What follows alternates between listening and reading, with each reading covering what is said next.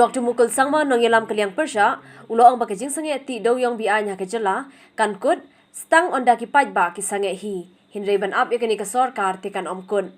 Dr. Mukul ulapan pau yakani habai krebe kinong thok khobor hajwai, haka shitarik ujillio arja arpoi, hadim rakut ke jingle jureb ki jakasa bar ki jakasumar ki bapang COVID-19.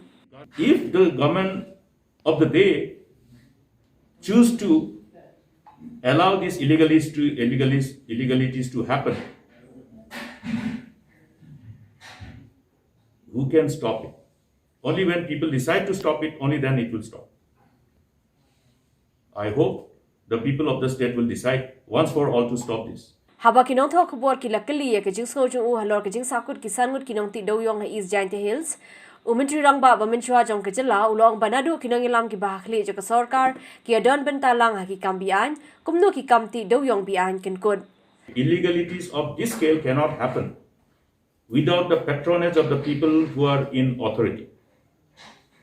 These are not mining activities which are done by one belcha, one spade, that small coal mining activities of the past.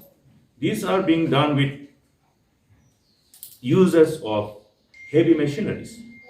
Haba pin pau ke jingsangeh kia ke ai ke braja umpleng ha ka basangut kinong balla kla sha tap shakrem namar ke jingshlei kinsan u Dr. Mukul ulong ba ke jingti dewïong Beaiñ ka longru kum ke jinglute ka spa ka phau jong ke jylla bar ke jingkani no ai ka khajna ba ka Sorkar ke dei banyo lingba ka ni ulong ba ka khtaru ke jingtre kam chi autonomous district council namar ba ki district council ru ki yo bha na ka khajna ka bami na ke jingti bar jingkhai dewïong. Illegal coal mining is as bad as robbing the state.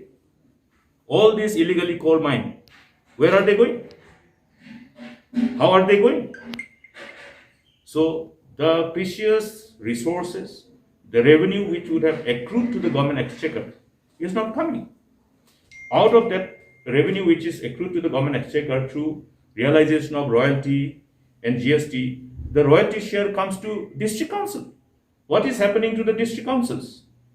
The district councils are not being able to fulfill their responsibility as per the mandate of the law, as per the mandate of the constitution. Whether it is Jingtih's Autonomous District Council, whether it is Garo's Autonomous District Council, they are in red. Why? One has to find these answers. Because of these illegalities.